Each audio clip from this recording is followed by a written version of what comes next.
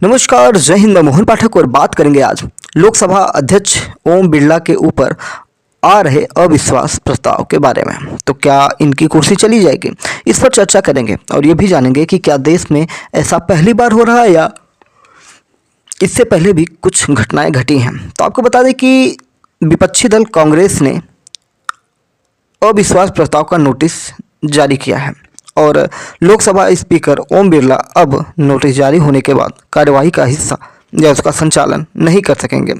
लोकसभा में ऐसा पहली बार नहीं हुआ है, ऐसा आज़ादी के बाद ये चौथी बार है जब किसी लोकसभा अध्यक्ष के खिलाफ अविश्वास प्रस्ताव लाने के लिए नोटिस दिया जाता है।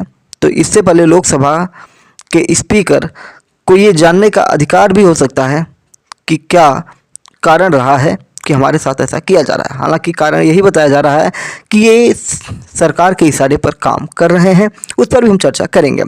लेकिन आपको बता दें कि इस प्रक्रिया के तहत आज तक किसी भी स्पीकर को हटाया नहीं जा सका है। भारत के संसदीय इतिहास में 15 दिसंबर 1954 का मामला एक था जो पहला मामला था। देश के पहले लोकसभा स्पीकर जीवी मावलंकर के खिलाफ समाजवादी पार्टी के नेता विघ्नेश्वर मिश्रा ने प्रस्ताव पेश किया था, लेकिन लोकसभा द्वारा इसे अस्वीकार कर दिया गया, जिससे जीवी मावलंकर अपने पद पर बने रहे। इसी तरह दूसरी बार लोकसभा स्पीकर को हटाने के लिए 60 के दशक में अविश्वास प्रस्ताव लाया गया था। 24 नवंबर 1966 का दिन था। तत्कालीन स्पीकर सरदार हुकुम सिंह के खिलाफ समाजवादी नेता मधुलियमे द्वारा लाया गया था। हुकुम सिंह को स्पीकर पद से हटाया नहीं जा सका। लोकसभा स्पीकर के हटाने के लिए तीसरी बार 15 अप्रैल 1987 को तत्कालीन लोकसभा अध्यक्ष बलराम जाखड़ के खिलाफ लाया गया, जिसे सीपीएम के सांसद सोमनाथ चटर्जी ने पेश किया था, लेकिन इस बार भी विपक्ष सफल नहीं हो पाया।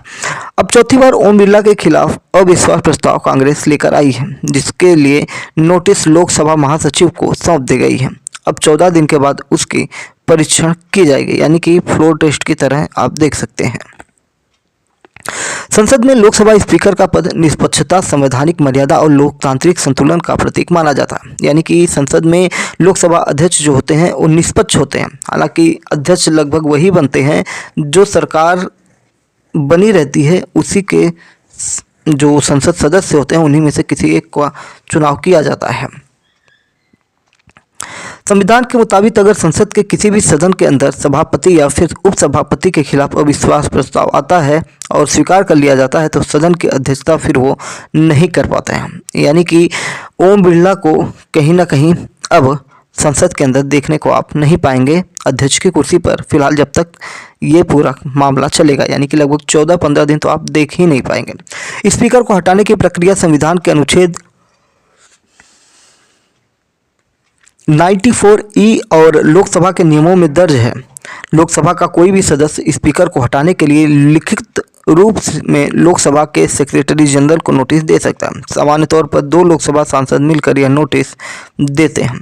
अविश्वास प्रस्ताव के नोटिस में स्पीकर के खिलाफ कार्रवाई के कारणों को स्पष्ट, सटीक और ठोस आरोपों के रूप में दर्ज करना अनिवार्य होता है कि क्यों ऐसा किया जा रहा है।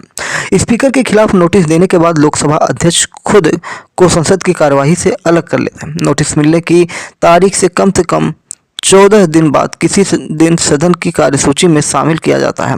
इसके बाद सदन में प्रस्ताव रखा जाता है और इसके समर्थन में कम से कम 50 सांसदों का खड़ा होना जरूरी होता है जो इस चीज़ को समर्थन कर रहे हों।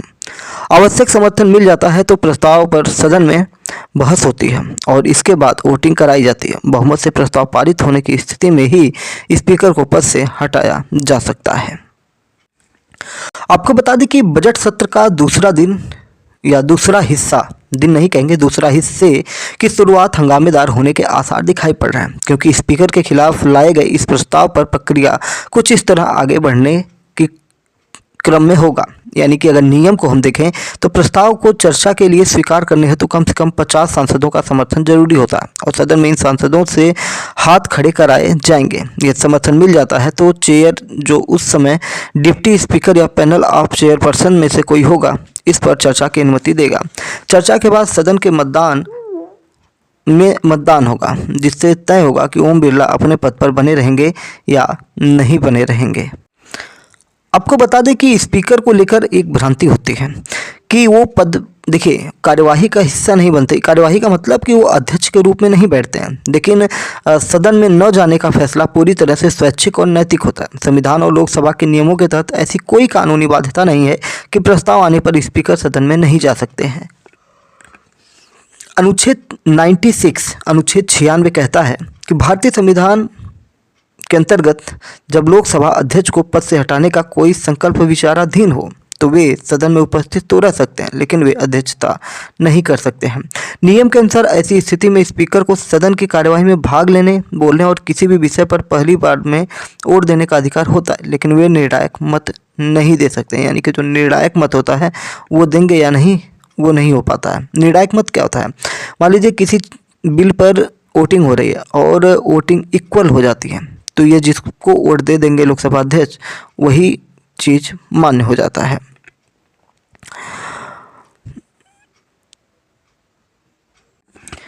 लोकसभा अध्यक्ष ओम बिरला के बारे में थोड़ा जान लेते हैं। ये भारत के 18वीं लोकसभा के अध्यक्ष हैं। उन्हें जून 26, 2024 को फिर से इस पद के लिए ध्वनिमत से चुना गया था। यानी कि 26 जून 2024 को ये फिर से अध्यक्ष बने थे। जो भाजपा सांसद हैं वह राजस्थान के कोटा बूंदी निर्वाचन क्षेत्र का प्रतिनिधित्व करते हैं और इस पद पर दूसरी बार कार्यभार संभाले हुए हैं। 17वीं लोकसभा में भी ये अध्यक्ष के रूप में थे और 18वीं लोकसभा में भी ये अध्यक्ष के रूप में है। लोकसभा के पीठासीन अधिकारी और सर्वोच्च प्राधिकारी होते हैं। ओम बिरला ने लोकसभा की उत्पादकता और विधायी कार्यों में सुधार लाने में सक्रिय भूमिका निभाई है। लोकसभा अध्यक्ष का चुनाव नवनिर्वाचित लोकसभा के सदस्य अपने में से ही कर लेते हैं। आमतौर पर 5 वर्ष इनका कार्यकाल होता है, लेकिन वे नई लोकसभा के गठन तक पद पर बने रहते हैं। लोकसभा अध्यक्ष के रूप में अलग से शपथ नहीं ली जाती, वे सांसद के रूप में ही शपथ लेते हैं। अगर आपको लगे कि अध्यक्ष के रूप में शपथ ली जाती है तो ऐसा बिल्कुल भी नहीं है, वो एक सांसद के रूप में शपथ लेते हैं। अध्यक्ष अपना इस्तीफा उपाध्यक्ष को सौंपते हैं। वे सदन की कार्यवाही संचालित करते हैं, मर्यादा बनाए रखते हैं और संयुक्त बैठक की अध्यक्षता करते हैं। धन विधेयक को प्रमाणित करने का एकमात्र अधिकार लोकसभा अध्यक्ष के पास होता है, जिसका निर्णय अंतिम होता है। भारत के प्रथम अध्यक्ष गणेश वासुदेव मावलंकर जी थे, जिन्हें जीवी मावलंकर के नाम से हम जानते हैं। महिला अध्यक्ष की बात करेंगे तो फर्स्ट महिला अध्यक्ष थी मीरा कुमार और सुमित्रा महाजन इसके बाद हो जाती हैं। लोकसभा के तत्कालीन सदस्यों के बहुमत से पारित प्रस्ताव द्वारा हटाया जा सकता है। तो इस प्रकार से बहुत सारी चीज़ें यहाँ पे निकल के आ रही हैं जो लोकसभा अध्यक्ष के ऊपर आरोप लगाए जा रहे हैं। आपको एक चीज़ बता देते हैं कि जो अविश्वास प्रस्ताव आया है इस पे अब तक 118 सांसदों के हस्ताक्षर हैं, इन्होंने साइन किया हुआ है। आपको बता दें कि विपक्ष के अविश्वास प्रस्ताव पर सदन में 9 मार्च को चर्चा हो सकती है। 13 फरवरी को बजट सत्र के वर्तमान सेशन का आखिरी दिन है।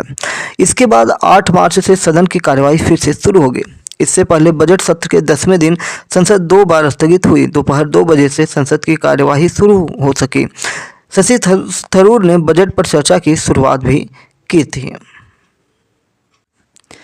जब अविश्वास प्रस्ताव आया तो उसके बाद देश के कई लीडर ने अपने विचार रखे। जैसे उत्तर प्रदेश से सांसद डिम्पल यादव ने कहा, जो समाजवादी पार्टी से सांसद हैं, उन्होंने कहा कि सभी पार्टियां चाहती थी सदन चले, विपक्ष चाहता था कि विपक्ष के नेता को बोलने दिया जाए। सरकार नहीं चाहती है देश की सच्चाई सामने आए और इस वजह से विपक्ष के नेता और बाकी के नेताओं को बोलने नहीं दिया जा रहा था। जिस प्रकार से कहा गया है कि सांसदों से प्रधानमंत्री को खतरा है, ये भ्रम भाजपा ना फैलाए। भाजपा महिलाओं के खिलाफ है, ऐसा डिम्पल यादव ने कहा। इस प्रकार के देश के तमाम नेताओं ने अलग अलग प्रतिक्रियाएं दी हैं।